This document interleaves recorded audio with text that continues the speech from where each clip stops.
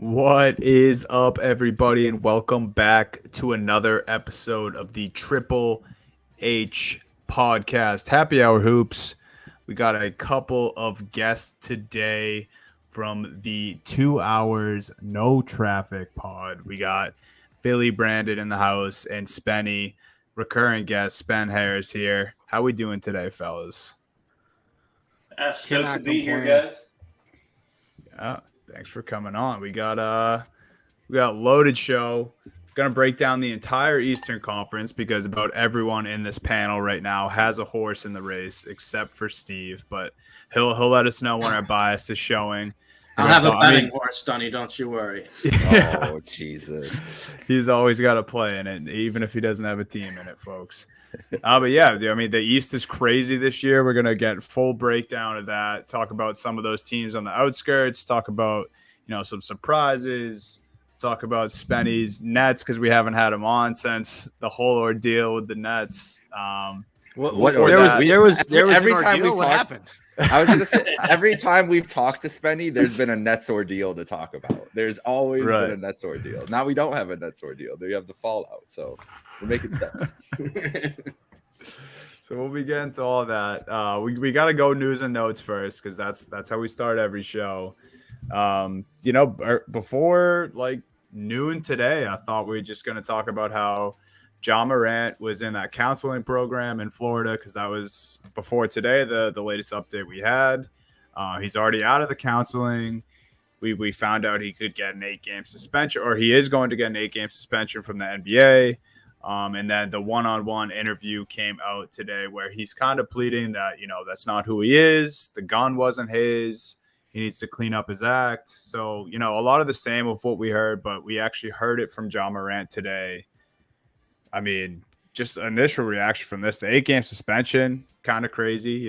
We heard it was going to be 2 games at first from the Grizzlies, 8 games now from the league. I feel like probably a fair punishment. I think a lot of people are thinking he might be done for the year, but I mean, what are your guys' initial reactions here? Whatever order we want to go in. I mean, we just said the main thing we said last week was we wanted him to get better and get whatever kind of help and break he needed. And hopefully this was it. This is definitely a lot shorter of a time frame than I wanted, or not wanted, I should say, but expected.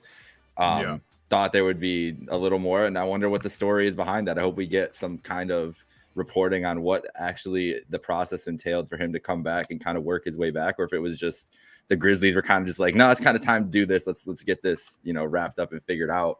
Whatever it is, I hope that it helped him kind of get settled. And like we talked about a little before, he took accountability for his actions, it seemed like, and everything else. So let's hope it's moving forward out of this more than anything else. Yeah, I mean, I think it's progress, right? It's a good thing he's getting out. And obviously, we knew there was a suspension coming. I didn't think it was going to be 8 games. That feels a little aggressive. But, I mean, maybe it's a wake-up call to Ja. Maybe it's a wake-up call. At least it's not the playoffs at all. Together. Exactly. And it's also Ja, too. Like, I think we were talking about this a little bit before we went live. He's taking responsibility finally. First time, Ja, like, he actually answered questions. He actually talked about it. It's not Ja acting like this tough guy anymore.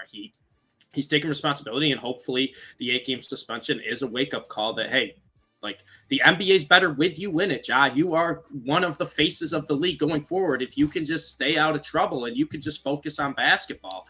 Everyone loved Ja Morant on the court. I mean, he's an electric type superstar player, so hopefully he can get back to that, and I'm hoping that we're making progress. Yeah, I think there's no need for me to echo what you guys already said about, the league process about it and him getting better and all. I think you get it nail on the head. For me, what I'm most interested in seeing is how he reintegrates into the Grizz now that he's back. Because if you remember what came out, I think it was a day or two after the gun ordeal that, Steven Adams held a players-only meeting where the vets kind of addressed the young guys. Hey, look, we got to tighten it up. Don't make a fool of yourself on the road. Don't do like X, Y, and Z at these clubs. And then Ja kind of took that a little bit as like, well, it doesn't apply to me. I'm going to do it anyway. So there's going to be some hurt feelings working him back into the lineup, I think. Fair point. Yeah, I definitely think that we've all made a mistake on social media in our lives. We regret a post here and there. Simple mistake. He saw the fallout. He saw the reaction of everybody, and you know, the NBA has a history with this stuff. We go back to Gilbert Arenas and Javaris Critterton back in the day. The NBA has a zero tolerance policy when it comes to guns. So I think Ja kind of learned that pretty quickly. And the only unquestioned answer, or the only answer I don't have a question I don't have an answer for yet is whose gun was it? Mm-hmm. Yeah, right. That's it. That's all I got. True. Yeah, you'd assume, you know, someone in the entourage or whoever he was at the strip club with. And by the way, those strip club pictures that surfaces were absolutely It's crazy that bonkers. those got out. It's crazy that those got out. I That mean, is you can't insane. see the floor. You can't see the floor. There's so Yeah. much money there. It's wild. This NBA season, we have gotten footage that we would never have seen before, and that's that strip club footage and the Draymond punch on Poole, things we would have never seen Yeah. before any Damn, other I year, forgot about and that. twice this year. Like if that's the future of the NBA, we are going to see some incriminating ass shit in the future because that strip club was crazy. Guys. That looked That's like straight out of Grand Theft Auto. I see That's, how that's it- what I- the club was. Once I saw the strip club, I understood the video so much more. I was like, they were just lit. Dude didn't even know what he was doing. He woke up the next morning and was like, what did I do? Oh my, like, there's no way. Like it was a night in there. But that's the NBA, like you said, Spenny. Like we know the NBA has a zero tolerance with that kind of situation, but we know the lifestyle a lot of these guys are living and everything else. It's not, and he's 22 years old or 21 years old. Like this is not a shocking situation or anything at all. If it was somebody that we just knew in our lives that did this, wouldn't think anything of it. Would you think you'd think that was dumb, but you wouldn't really think anything of it. So that's where I'm Right. at this point, I think. Yeah, last thing on Ja, I just wanted to get your guys' opinion on this too. Is, you know, before the length of the suspension came out, people were starting to form opinions on the All NBA money that Ja could miss out on. I mean, he misses out on $39 million if he doesn't make an All NBA team. I don't think an 8-game suspension, you know, added to the time he's already missed would impact that as much. Like, I think he still has a fair chance if he keeps up the level of play he was at before to get some sort of All NBA team and get that, you know, incentive. But I was just wondering if you guys think, you know, this stuff off the court drama in general will affect that, or the missing of 8 games, or any of this situation, could that impact the All NBA selection and then therefore the money after that? I would hope not, at least. I like, for me, 8 games isn't enough to do anything. And if we're keeping All NBA just for strictly basketball, I think he is very deserving of one of those slots at this point. He doesn't have to be first team, I don't think. And I think that's Yeah, where you I can don't knock think- him for that. I But don't think he will be first No. team, but he's played 53 games. I think that's enough, right? depends. I What's think the that's cutoff enough. got to be? I know. We need to know True. now. That's the next. Is that our next note too? Yeah, I guess we can just segue right into that. I mean, we found out that the Players Association and the NBA, you know, Commissioners Board and all of those guys with the fancy suits have been talking about, you know, electing to change the criteria around end of season awards, whether that be MVP. I think most notable is what they talked about, and then All NBA selections as well. And this is something that I think it's ultimately good for the league. It can take out some of the argument in the MVP conversation, and then it probably makes it a little more clear. And then obviously it's an incentive for guys to start playing more. You know, the load management stuff, we've heard a bunch of young players speak out about it. Anthony Edwards talking about, you know, it's funny coming from him. He's like still very young and hasn't probably felt any injuries to his young body yet, but talking about how guys should just play. And that's kind of how he's brought up in this league. Josh and Hart how he said that a couple weeks ago too. Yeah, Had, like, a Josh very- Hart's quote was awesome, man. Yeah. that was pretty cool for him to just give a shout out to the, you know, the normal living people who have 9 to 5s or waking up at 6 a.m. to do the dirty work. But yeah, I'm sure you guys love this. I'm definitely in favor of this, but How many games, Excited to Penny? see. How many games should it be out of Right. 82? I mean, like 80%, right? I think that's fair. Yeah, 75, I don't 80. know. Like that's what I was thinking too. Also, I get it, and I like the rule, but is there ever a case where somebody misses so many games and still wins an award? How many cases have there been like that? That's a great point. Like, how many times are we not like? many. How many guys have won it when they actually played like 50 games in the MVP Right. race? Right. And usually that determines who wins it. Like if a guy's playing great, but he misses 10 games and a guy's playing a little less good, but he plays every game, I feel like you're going to give it to the guy who doesn't miss games, right? Mm-hmm. Yeah. So it actually came up. I think it was Jokic's first MVP. Joel had a spectacular season. I think he either won the scoring title or was just shy, but he had COVID and he had a knee injury. So he missed, I think, 20-something games. And that was kind of the big issue because his numbers that season were better than Jokic, but he wasn't playing. Right. So that's kind of where the debate started. I'm glad they finally did fix it. I know that sounds funny coming from a guy whose star player does miss a lot of time, but I think just for the league as a whole, it's just a good move to kind of curb some of this load management.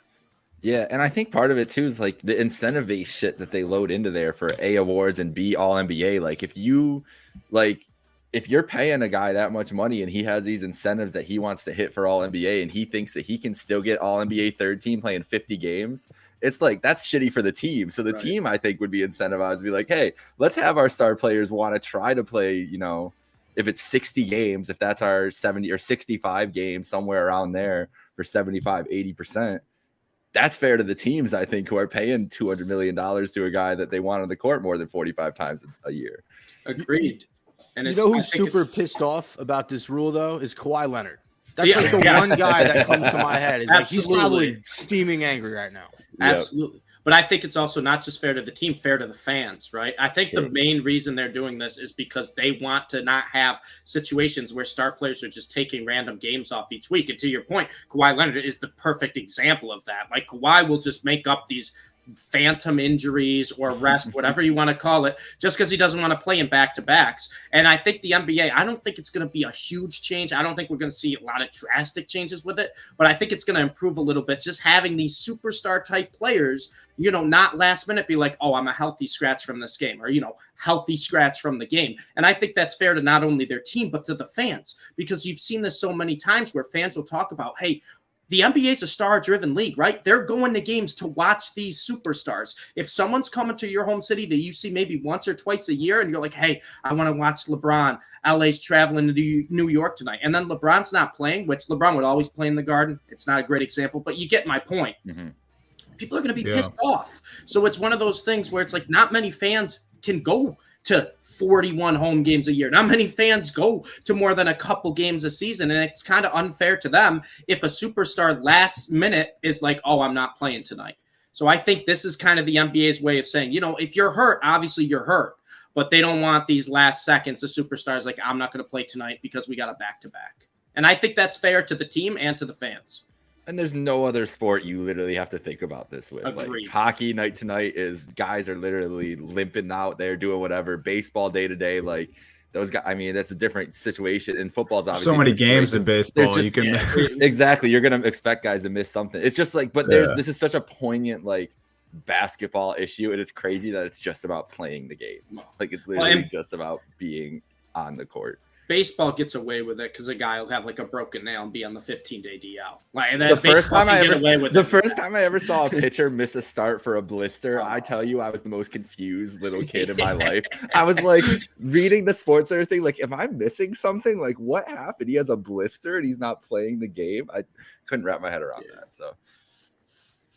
Yeah. So, overall, I think it's positive. I think you guys are right, though. Like, it hasn't usually affected the MVP too much in the past. Maybe this will be also kind of injected into the all-star voting as well. I kind of hope that to be true, but we'll see. It seems like it's still a work in progress, but there'll definitely be some sort of change or minimum game requirement to win end of season awards. But let's get down to the business now. The beast of the Eastern Conference. I don't know if it's the best I've seen in the East in a while, but definitely the most exciting and competitive I've seen. Just one through like 6, 7 this year. Even the 8 seed's going to be interesting, and the play-in should be interesting towards the end. Let's start with Happy Hour Hoop, first time guest here. Let's start with you, Philly Brando. Just give us where you're at right now with the Sixers. I mean, they've been crazy hot since the All-Star break. Overall season thoughts, Is Joel the MVP? And whatever else you have for us. All right. Well, since I'm a guest in your house, I'll save my pessimism for when Spence and I do our weekly. Because our listeners are numb to it by now. It's just I've been hurt so many times, but I'm gonna do it again just because it makes for a good broadcast. I think the ceiling for this year's team is a title. I think they're hot right now. Tyrese Maxey being back in the starting lineup gives them that third scoring punch that we've never really had. Tobias Harris has never been that. I'm a little higher on him than most people. I think he's been a great steadying force when Embiid can't get it going in the off chance, but he's not Tyrese Maxey. So we're a more talented team than we've been before. We're a deeper team than we've been before. Being able to bring a guy like D'Anthony Melton off the bench is definitely the best sixth man we've had. I would probably say since Ersan Ilyasova way back. Damn. So he was great. He was great during that run. Yeah. Ilyasova was. I was sad when he left. I was irrationally sad for losing a guy like Ersan Ilyasova, who went on to do nothing anywhere else. But he was great for us. But yeah, I think this is a team that absolutely should be at the very least in the Eastern Conference Finals. I think any less than that, you see a huge shakeup. Right now, we're hanging right with Cleveland. So we're not gonna. The first round's gonna be easy. I mean, I shouldn't say that, but the first round, I'm confident. There's not a team that we're going to face in the second round that I can tell you guys for sure 7 games. I'm not worried. Boston scares me to death. Naturally. Same with Milwaukee. And then there's no easy out. Cleveland's not an easy out. Miami's not an easy out. I mean, for some reason, we can't get past them. Like, we have these teams that, if you play a good zone, it's going to be a problem. If you can rebound, it's going to be a problem for us. So while I think we can and should win a title, there's a ton of roadblocks between us and that. Yeah, it's actually, but just you bringing up that you're watching the Sixers Cavs game right now, and then me checking the standings as you're talking. That I feel like people listening don't understand what we have going on right here. I'm a Celtics fan. Jake's Cavs. You're obviously Philly. Spenny's got the Nets. The Sixers are a game back, and the Celtics and Sixers are both playing. You're a game back from second place. You're playing Jake's Cavaliers. They're on an island. Who knows? The Celtics might lose to the Timberwolves tonight. We have the mayhem going. But only other thing I want. It's crazy that 2 through 7 right now, because Milwaukee looks like they're just gonna end up the 1 seed. Sorry, Donnie. Like that's the way it looks like it's gonna trend at this point. 2 through 7, all those matchups, the 2-7, 3-6, and 4-5. I mean, those series are all great. Yeah. Like Donnie or Brandon, neither of you guys want to play Miami, and maybe that's disrespectful to Spenny's Nets, but it's a Miami like mental block. I feel like just going into a series with them, like knowing what you're getting into. But like I wouldn't want to play any Brooklyn, New York, Miami, any of these matchups that we could end up with. Like you're saying here, like I feel kind of confident, but it's like it's going to be a battle too, no matter what in those series. Exactly. Like none of them I feel confident about. And I know we got a bunch of other teams to get through. So before I yield my time, unequivocally, Joel Embiid is absolutely the MVP of the season. And I will gladly spend a half hour and a half, 2 hours, whatever you have time for, defending that point. I like that, honestly. I love it. Give us like one reason why. Like as quick as you can. Why is Embiid the MVP? Simply put, no one's found a way to stop him.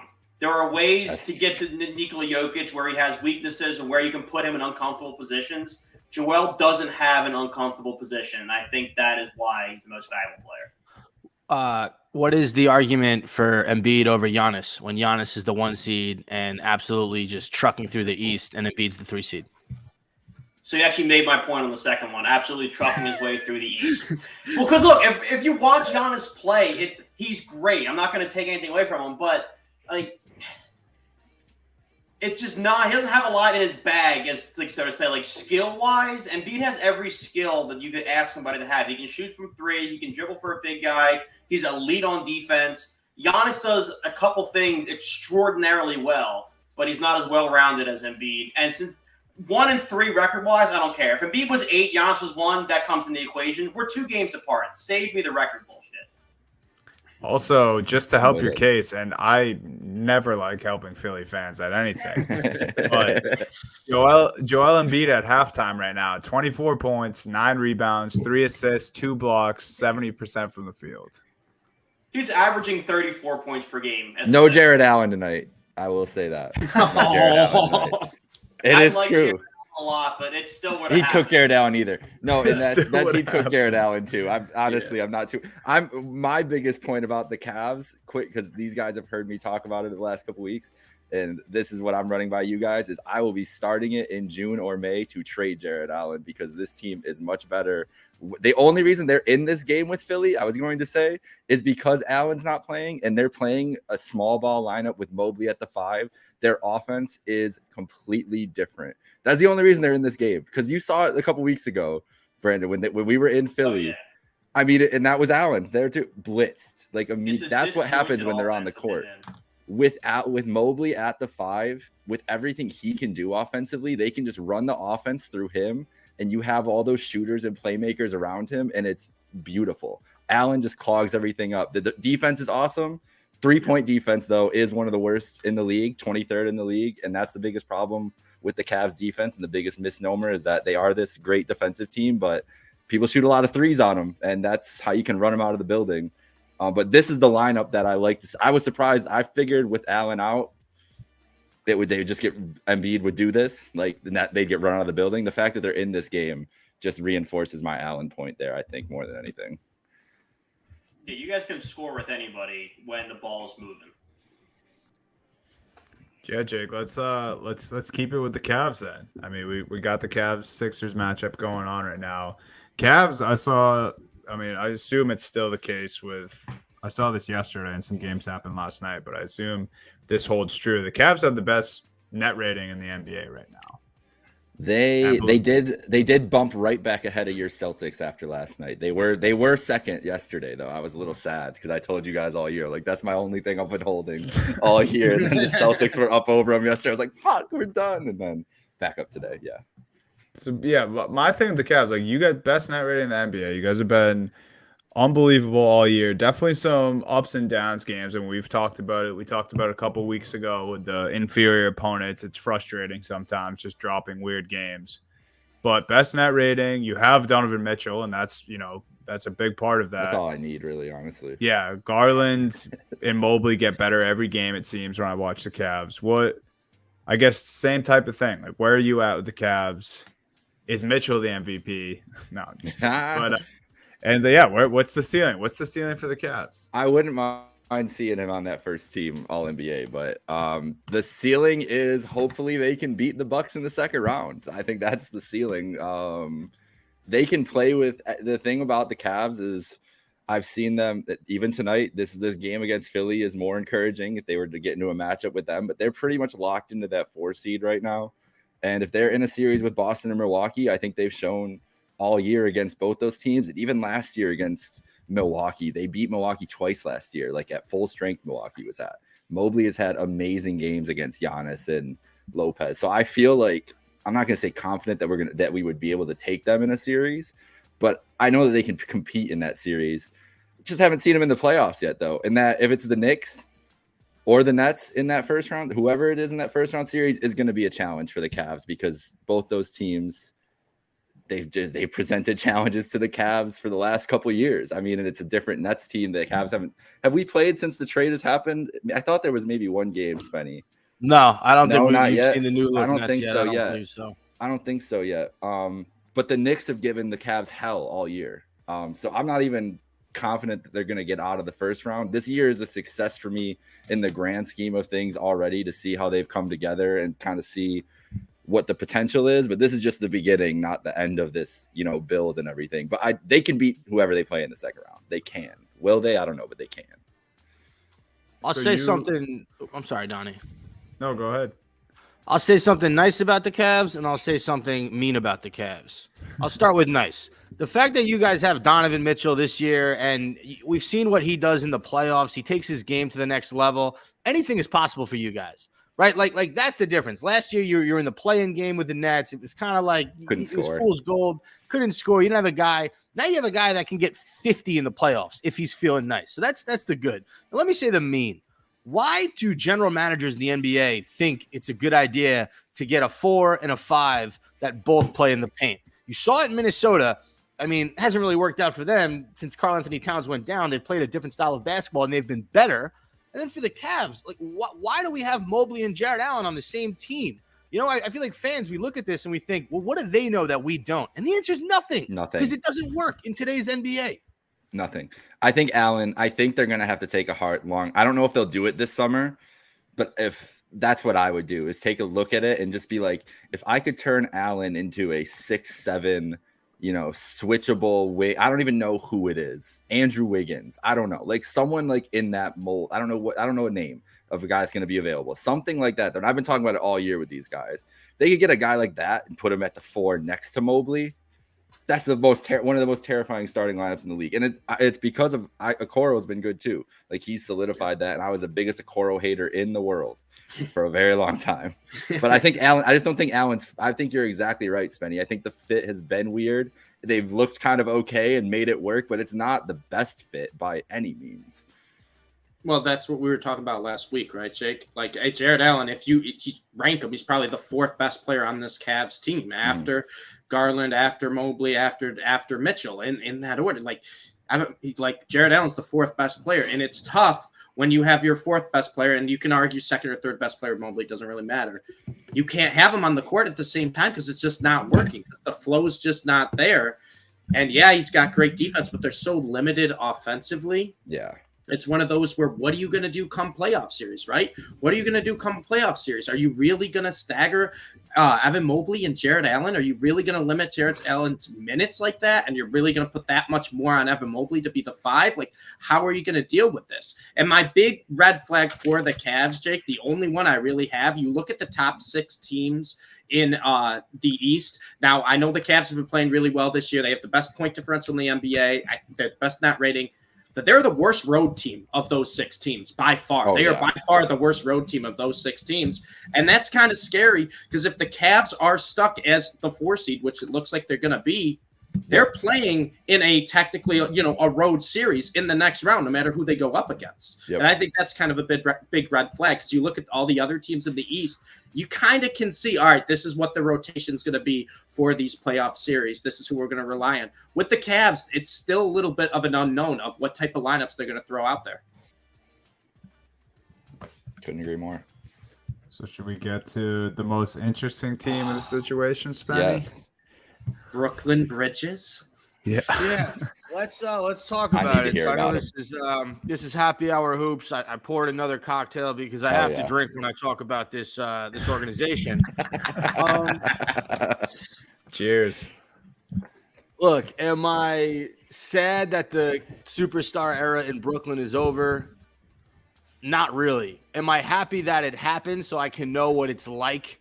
Yeah, I'm glad I experienced it. I understand it was an utter failure. That is the risk you take when you hand over the keys of your franchise to 2 individuals who aren't necessarily on the same page. I mean, let's call it for what it is. Kevin Durant and Kyrie Irving for 4 years were not on the same page at all.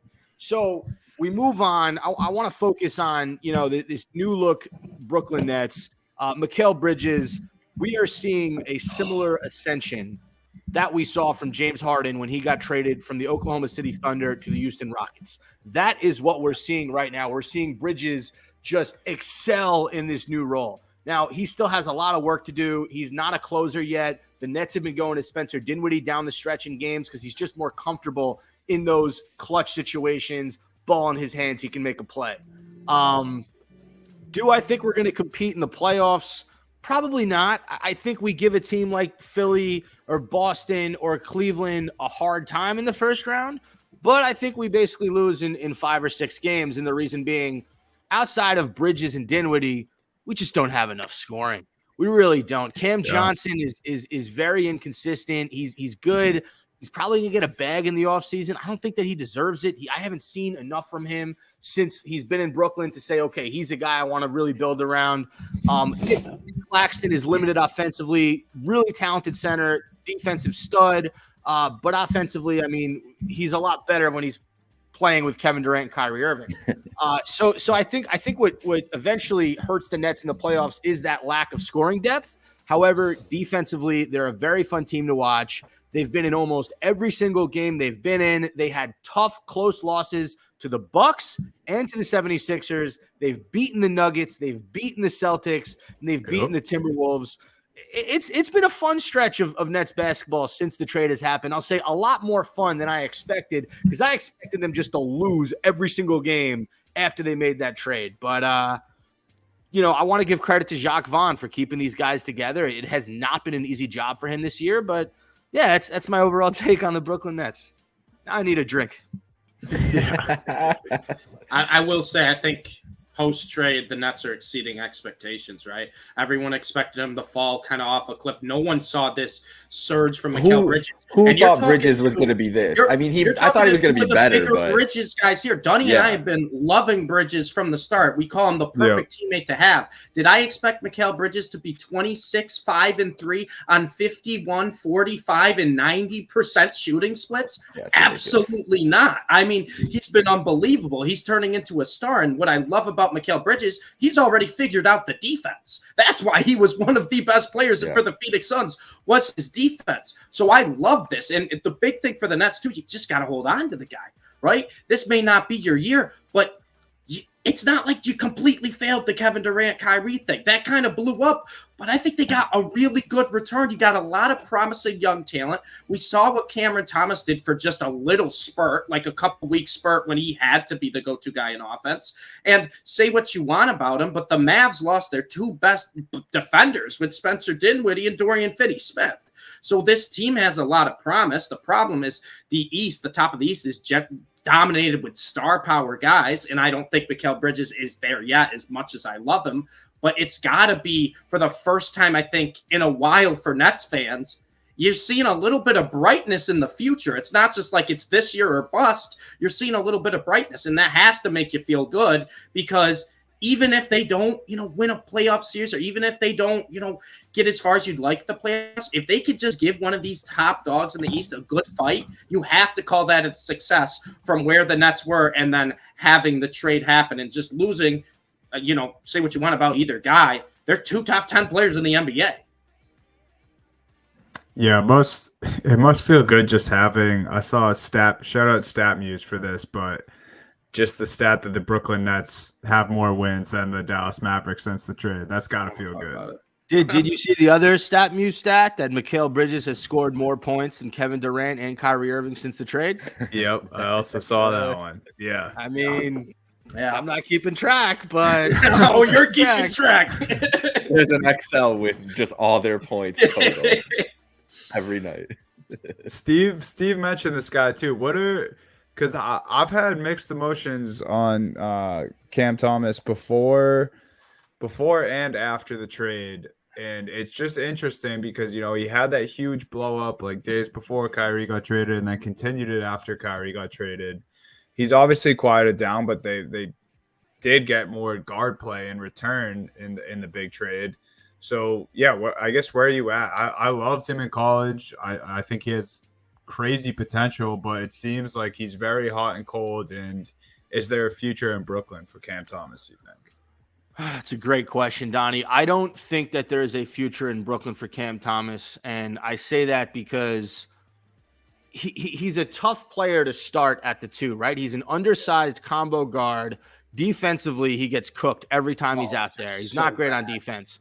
Offensively, he's been better this year, but he has a tendency to have, I forget, tunnel vision, just looking at the rim, not passing to anybody.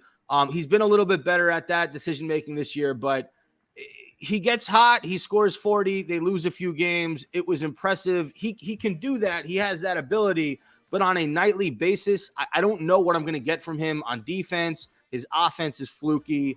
And a lot of the shots that he has to take, they're created off the dribble. That's his entire game. I have not seen him be able to play off the ball in catch and shoot situations. And that's a reason why I freaking love Mikal Bridges, because Bridges does not need the ball in his hands to dominate. He can curl off screens, hit the midi off the catch, Same with the three in the baseline. His baseline three is looking amazing lately. I have not seen that from Cam Thomas. So the reason I don't think he has a future in Brooklyn, there are a lot of parts of his game he has to evolve. And I think right now his ceiling is like Lou Williams. He is his sixth man who can come off the bench. He can get you 18 to 20 if you need him. But outside of that, like, you're not trusting him really in crunch time because he's a very one-dimensional player. And that's been his flaw ever since he was drafted by the Brooklyn Nets. Yeah, makes sense. I'd like to see just like a little more consistency. I feel like that's the biggest issue with him. Let's chat about some of these teams on the outskirts, the play-in teams, none of our teams that are competing at the highest of levels. Let's talk Raptors, Hawks, Heat. I think those are the guys, or those are the teams that will probably be in the play-in that have a better chance, I would say, than like the Wizards and Bulls, who are, kind of sitting on the outside there. Pacers, I guess, if you want to throw them in, they could still make the play-in tournament. Just what out of those three teams, Raptors, Hawks, Heat, I think I might know Jake's answer to this, but where the rest of you guys at for as far as which one of those teams are you least want to see, and who do you trust the most? Or are they all just fringe bad? We should all have the same. So answer, far right? away from me. Yeah, it's Miami and a gap for me. Heat culture, the defense, they got three guys who can pretty much beat you now. With Hero, when he gets hot, I mean, he's making everything. Jimmy Butler's on fire right now, and no one's talking about it. And Bam's taking a step this year. It's Heat culture. I think we all have that answer. And the one thing, everything you just said is absolutely correct, but the only thing that the Heat have that I can't say Toronto has, I can't say they have a closer. None of those other guys, they're all unproven guys who might take a step, who might do something. The Heat have Jimmy Butler, and Jimmy Butler in the playoffs is a completely different animal that I want no parts of. Yeah. Fair. I was just going to say not the Hawks, so that was my answer. Definitely not Atlanta, bro. I'm with you, though. The last thing that you guys didn't say about, well, I think you guys might have mentioned it, but just Eric Spoelstra in general, man. Like, I just feel like no matter since the LeBron days, past the LeBron days, like, it doesn't matter if that guy has a competing group. Like, he is just a scary sight to see in the playoffs on the sideline, arms crossed. Like, I feel like he just always has the guys ready. I do think that, the record displays it as well, but I think the Heat have definitely dropped off a little bit since last year. Do I want to see them in a series still? Not really, but I'm less scared of the Heat this year than I was last year. And obviously, the Celtics Heat 7-game series was almost a nightmare for me. So I should probably watch what I say here, but that's just how I see it. And yeah, if I had to put them in order, it'd probably be Heat, Raptors, Hawks. I'm with you, Jake. I think DeJounte Murray, Trae Young may have been a disaster pairing they tried to put together. Yeah, but you told us about it, Jake. You were the one who warned us. You're like, defensively, this team's going to be an absolute mess. It might be fun. It might look like a cool signing, but it wasn't even fun. No, it wasn't. It hasn't been fun. I was at least hoping for fun. Shit, dude. And I guess I'll briefly talk about how sketchy the Celtics have been lately, because I'm sure the people who do listen are tired of me taking my victory laps this season. So, yeah, man, I think the Celtics have taken some really bad losses to some really bad teams. Jake, we were on here a couple weeks ago after the famous Grant Williams. I'm gonna make both, and then misses both to lose the game. Which I Cleveland. Do want to formally apologize. I did not mean to tweet that out from the Happy Hour Hoops account, and I was just inebriated at the point. And then the next morning I realized it, and Dunny was like, jail on our own account. I was like, oh no, that was supposed to just be me. I was going through it that night, you guys, though. You should have seen my group chat because I was done with the Cavs. And I'm still kind of done with the Cavs after that night. But anyways, keep going. Just wanted to formally apologize. That was an unnecessary assault. Friendly fire. No, it was fair though. That was an all-time viral clip. That was just an all-time brain dead dumbass play by Grant Williams. But yeah, I mean, it started there. Oh, even before that, like you could see the decline a little bit. It just seems like the biggest difference between the Ime Udoka led Celtics and the Joe Mazzulla. I mean, it's pretty clear cut. It's just offense, defense. Like Ime was the type of guy who was stone. Like his team played like how he looked on the sidelines. He was stone cold, like faced, no emotions. Would pull the Jays aside when shit was getting out of hand, and the whole team just clamped up and played defense like it was nobody's business.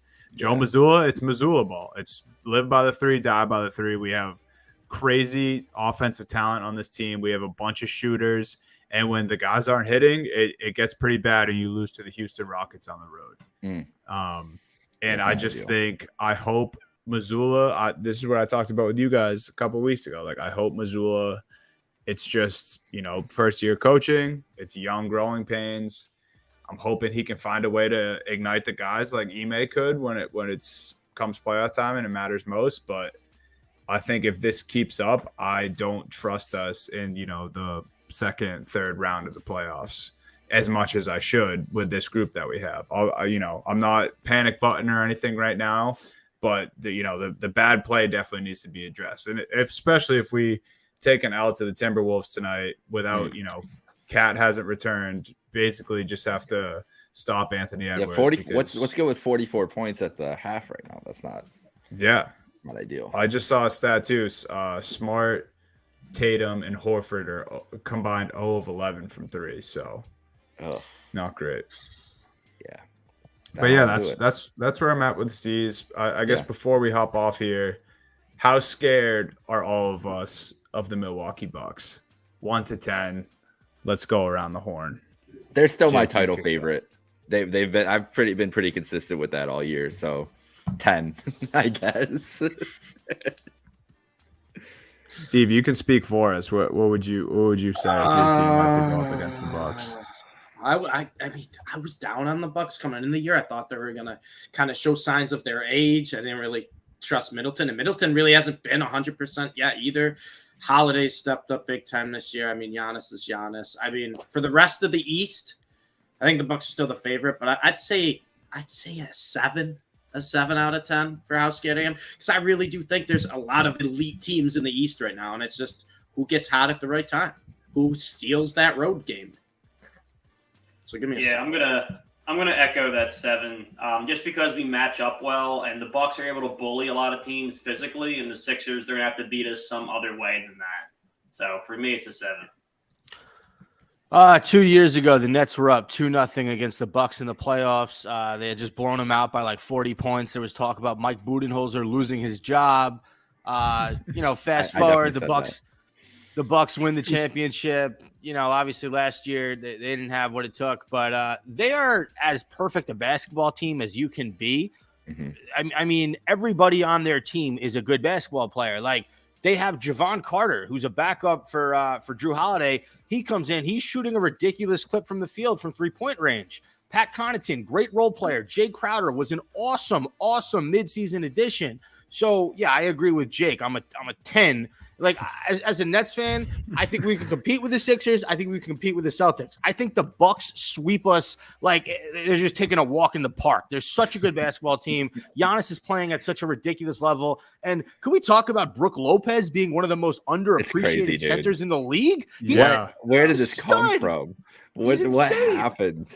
All-time Nets leading scorer, Brook Lopez, by the way, might win Defensive Player of the Year. So, yeah, I'm terrified of the Milwaukee Bucks. Player of the Year. Probably will, Steve. Yeah. And the way he's done it too, like he used to be strictly low block, and now this dude shoots 30-foot threes from the wing, like with a guy's hand in his face. Like it makes no sense. But yeah, that is true. Brook Lopez needs more love just around the entire league.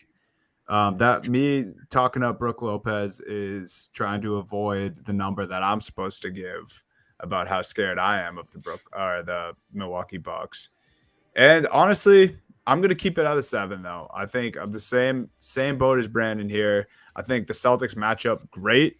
They proved last year that this at least nucleus and core of this Celtics team can stop Milwaukee. They did it in 7 games. It was a hard-fought series. But the Celtics, with different teams, but still with the Jays, have found ways to stop Giannis in the past. And a big part of it is Al Horford. And I know he's old. I know he's not the best perimeter defender, but you have guys like Grant Williams. You have guys like Blake Griffin, who's willing to put his body on the line, and Al Horford, along with the Jays, to throw at Giannis. That's what it comes down to for me. Is like you win a series against the Milwaukee Bucks by slowing down Giannis as much as you possibly can. I think we have the personnel for that. So I'm not, obviously not thrilled if we have to play them, but still a little scared. So I'll call it a 7. That's fair. All right. Well, Brandon, Spenny, thank you for joining the show here. Do you guys want to get your plugs in here before we let you go? Yeah. Yeah, thanks for having us. You can always see Spence and myself at 2 hours no traffic. We are typically live this exact time every Wednesday, and we'd love to have you guys on sometime yourselves. Hell yeah, Absolutely. just let us know. Spenny, anything from you, or just echoing that? Echoing what Brandon said, this is a big time for Nets basketball and Giants football, and I'm just excited for the future. Hell yeah. Hell yeah. Well, thanks for coming on, boys. Appreciate it. It's been another episode of the Triple H podcast, Happy Hour Hoops. Thanks for listening. Peace.